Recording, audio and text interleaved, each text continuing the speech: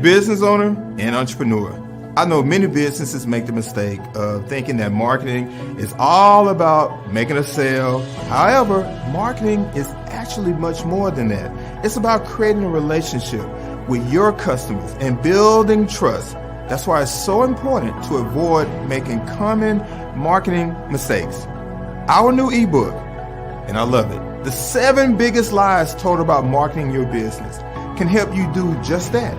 In it, we cover 7 of the most common marketing mistakes businesses make, including failing to identify their target audience, not tracking their results, and more. We also provide tips on how to avoid making these mistakes. So whether you're just starting out in marketing or you've been doing it for a while, be sure to check out our ebook. It could save your business from making costly mistakes. Download our ebook today.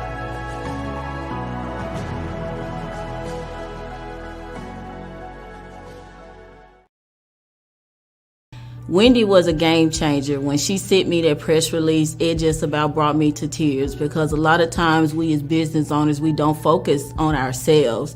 And so with having to put that information together and giving it to her, Wendy just brought it to life, and it just really made me feel empowered. It really has opened me up. I'm able to really see now on paper the things that I have done to help people, the things that I can do to help even more people. So Team Vision is really helping me to hone in on those stories, those things that people need to hear on how I got started, on how things have happened in my life that has impacted me, but can help them also be better in what they're trying to do. So I just appreciate Wendy and Team Vision for helping me to tell my story.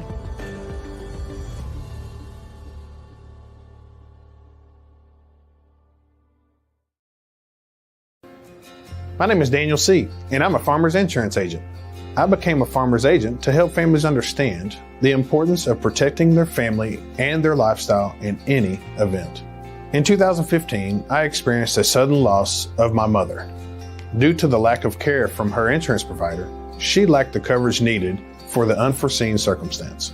The circumstance was all through while I was growing up, she had several insurance policies. Well, when she passed, all of a sudden, it was, within a 4-month period, she got diagnosed with stage 4 cancer, went through treatment, and then died in June. All from January to June. So we did not know that she didn't have an insurance policy. So we had to pay out of pocket. This event prompted me to find a way to help other people not be blindsided by any devastating event that can cause a hardship on the family.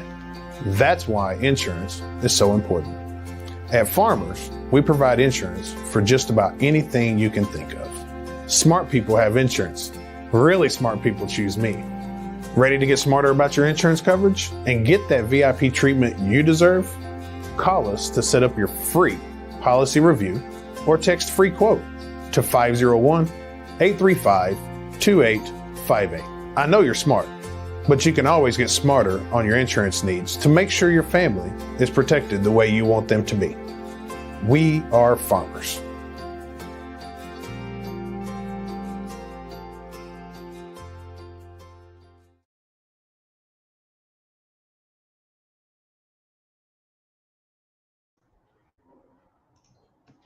Good morning, afternoon, or evening, depending on when and where you're going to be watching this live stream or catching the hashtag replay of this live stream.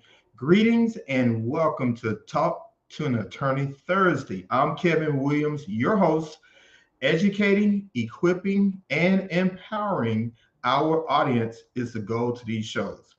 Today, guest is Liku Amadi, attorney of the Anasa Law Firm. Welcome to Talk to an Attorney Thursday. Liku, how are you? I am doing wonderful. How are you? Thank you for having me. I'm doing better than some, and I'm doing better than most. No, that's right. So, Liku, it's always a lot of questions when it comes to the legal field, and a lot of people feel like, well, if I ask an attorney a question, that's probably gonna cost me about $100. So I'll just ask somebody out here in these social media streets who really don't have the knowledge, but if they tell me something, it's better than nothing. So today, people are going to have an opportunity to get some free game from you. Am I right? That is correct. So let's talk about, setting up business entity because, everybody out here on these social media streets always saying, get an LLC. Like everything is an LLC. And we know that's not the case because if that was the case, then every company would be an LLC. And we know that's not correct. So let's just kind of talk about the time to form a business entity. Like, when is the right time to form a business entity? Yeah, and before I respond to that, I will give my disclaimer. I am a licensed attorney. However, anything I say during this interview is not considered legal advice. It is legal information for educational purposes only. If you need legal advice, go on and engage with an attorney. Me, for example. But yes, when is the right time to form a business entity? And that could either be an LLC, a corporation, or another special entity. It varies from state to state, right? Mm-hmm. So there are different entities that you can form.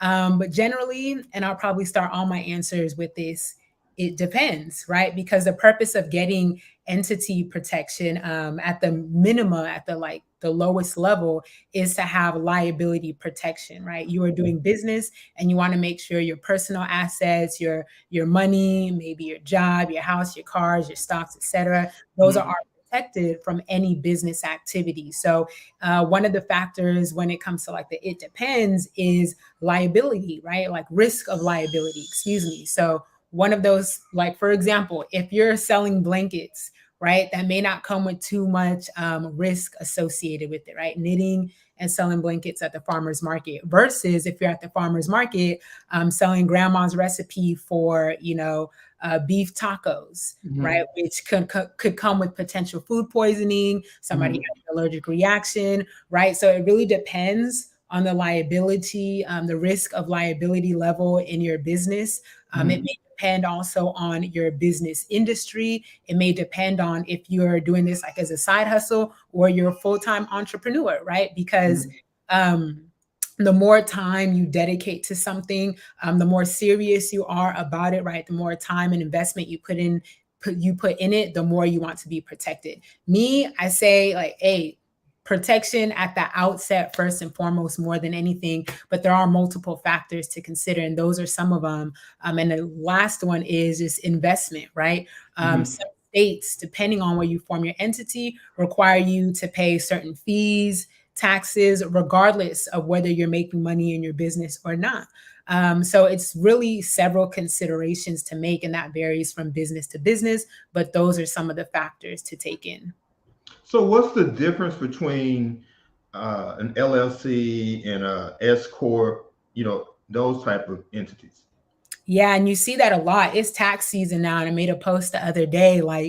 It's a whole lot of LLC talk going on. Just consume your content wisely, and that's really one of the things. It's like LLC or S corp, and so an LLC is a business entity, provides you with legal protection. An S corp is a tax designation. An S corp is not necessarily a legal entity. So when people say, should I form an S corp or an LLC, what they're talking about with the S corp is a tax designation. If you form an LLC, you can be taxed as an S corp. If you form a corporation, you can be taxed as an S corp. So that's what that is. I'll also add that entity formation is often a legal and a tax consideration. This is one of those things where it comes up where you want to have both considerations. You want to talk to your CPA or tax professional, making a certain amount of money, right? Whether you're an LLC or a corporation, it may be strategically better from a tax standpoint for you to be taxed as an S corp, or you may need to wait a certain amount for you to get the benefits, of being an S corp. So main thing is LLC is a business entity. S corp is a tax designation. Okay. Now, when it comes to the setting up the business in a state, I've heard people say it's better to set your business up in, in Vegas. It's better to set it up in Delaware. These different cities where people say that those, states favor business, heavily. What's your take on that? Yeah, yeah. And the information that goes around like that is just because other people are passing it on, right? So, first and foremost, like, I don't blame people for believing that that's the way to go, because you kind of just pick up what you learn when you're trying to do what you can, right? A lot of us Hmm. start businesses and we're just trying to figure it out. So if someone who has some type of authority in the business space, especially the online business space, where there's influencers and business gurus, like, they'll follow that information, right? But I'm happy to clear that up. So, yeah, like Vegas, or I should say Nevada, Yeah, Nevada. Delaware, Wyoming is also a popular one. Those are considered like business friendly.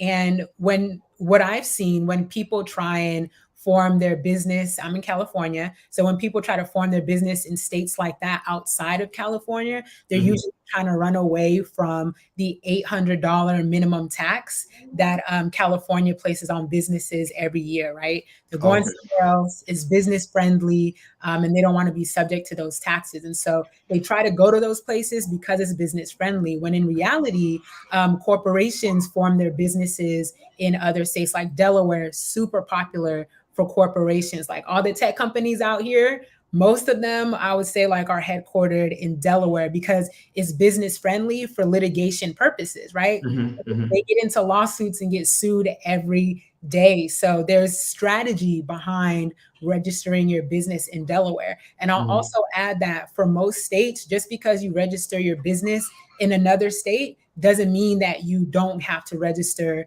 in your home state. So, like I said, I'm in California. So when people say, yeah, I want to form my business in Delaware, or I want to form it in Wyoming, I tell them, you still have to form it in California. You can do that, but you're Hmm. still going to be subject to California's rules. And that's what's called like a foreign entity formation. Like, you form your business somewhere else, but you're still in California conducting business. So that's how that dynamic works.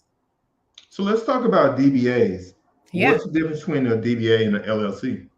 So an LLC, again, it's a legal entity. A DBA, and it's different in every state, maybe even some counties, but it's referred to like as a fictitious business name. And a fictitious business name is a name other than your business, right? So I have a Anasa Law Firm, for example. That is a legal entity in the state of California. If my law firm started, let's say, doing like tutoring for law students, and I Hmm. say, Anasa tutoring, or tutoring with Anasa, and that's how I was presenting that tutoring element of my business, then that would be considered a fictitious business name. So I would register as Anasa Law Firm, doing business as Hmm. Anasa tutoring, or tutoring with Anasa. And the purpose behind that is because the state or the county, and I say that because every state is different. Sometimes you Hmm. register your fictitious business name with the state, and sometimes Hmm. do it at the county level. Out here, it's at the county level. Hmm. But the point is, they want consumers to know who they're doing business with. So if I have tutoring with Anasa out there, and someone needs to find me, or someone wants to sue me, and they look up tutoring with Anasa in the business database, I'm not going to come up because I'm Anasa Law Firm. That's how I'm registered. Okay. So society wants people to register their fictitious business name, because if they see tutoring with Anasa and it's linked back to Anasa Law Firm, and it's registered like I own Anasa Law Firm, they know who to come find, right? It's Hmm. easy to find me. So that's Hmm. the purpose of that. Okay. Now, one of the things that is always interesting to me is people making mistakes when, forming their business entity. So what are some of the mistakes that you have seen and had to, correct with, business owners and entrepreneurs?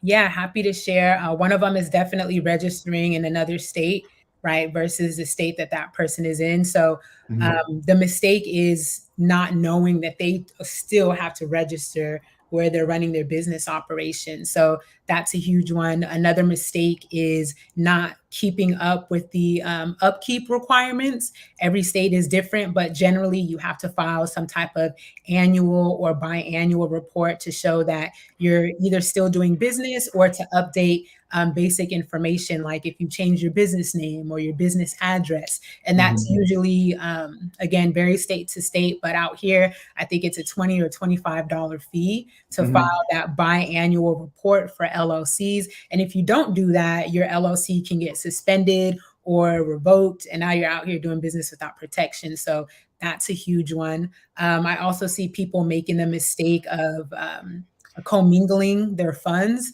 right? So when you do have a legal business entity, it's its own separate person. It has its own operations and its own assets. So you want to have a separate business bank account so you can prevent the merging or the commingling of your personal assets, your business assets, and assets of other businesses that you might have. Because when you do that, it may be hard to see that there's a separation between you and your business, and that could put your legal protection in jeopardy, right? So that's another mistake that I see. Another one is just, blindly following business gurus or like what blogs and influencers say, because, people just don't know. And I totally understand you try to do the best with what you can find and what you have. And with that comes cutting corners. And one of them is just listening to how someone else did it when how they did it may not be the right fit for how you're doing business. So it's not a one size fit all. Absolutely not. Yeah. Okay. Why do you think people or business owners and entrepreneurs like come to you guys after the fact versus just getting with you in the very beginning? Yeah, I have a whole theory behind that. But part of that is number one, people perceive lawyers as like expensive, billing several hundred or sometimes even thousands of dollars per hour. Are you expensive? Excuse me? Are you expensive? I think expensive is subjective. Okay. But I don't bill the traditional hourly model, which is what I think makes, again, like people perceive it as expensive. So that's one thing. Like they try to cut corners and then do it wrong, and they're like, okay, like my business is really, doing well. Let me go fix it properly, right? Like now that things are going the right way. Okay. So that's definitely one of the reasons. Another reason is sometimes people don't know attorneys. Growing up, I didn't have any Black, female attorneys that I could talk to or be mentored by as someone wanting to be a lawyer, right? And especially for Black business owners, there aren't too many lawyers who look like us when we were growing up. There's a lot more now, thankfully. But that's another thing too, is like, if you don't know anyone to reach out to, there's that lack of trust or that there's that lack of familiarity. And you're like, oh, I'll just figure it out myself, instead of paying someone I don't know to potentially, do me wrong.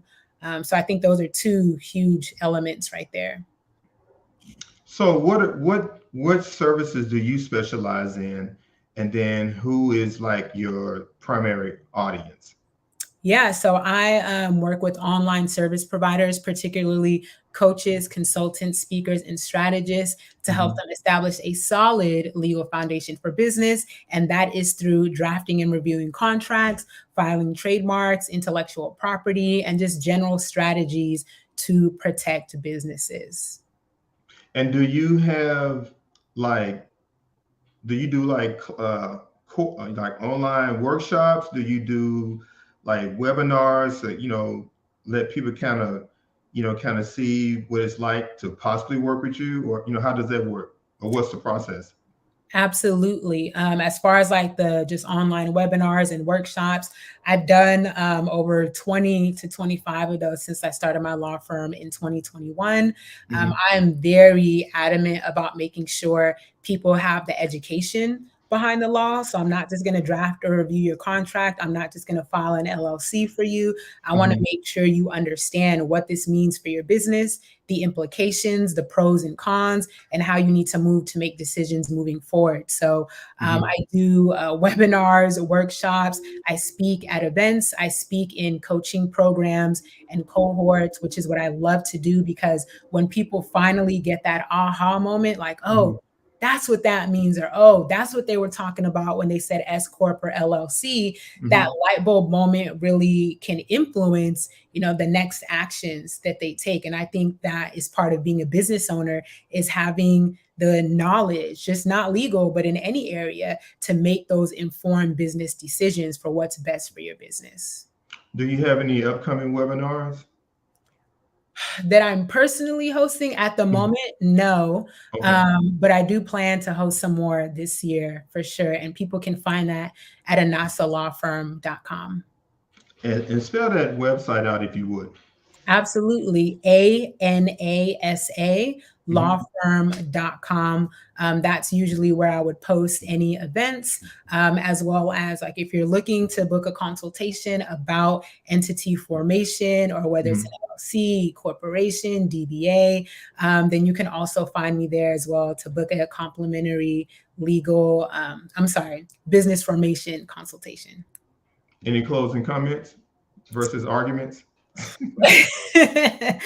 I mean, I got the arguments all day, but closing comments, just thank you so much for having me. I appreciate this quick fire round question answer thing, and I hope that this information helped clear even a few things up for people. I would just encourage anyone who is watching this to ask questions. As a business owner, it's your duty to ask questions and get the answers that you need, so you can move forward with clarity and knowing what you need to do in order to build that generational wealth, which is the reason why most of us started our businesses in the first place. So that is what I have for you.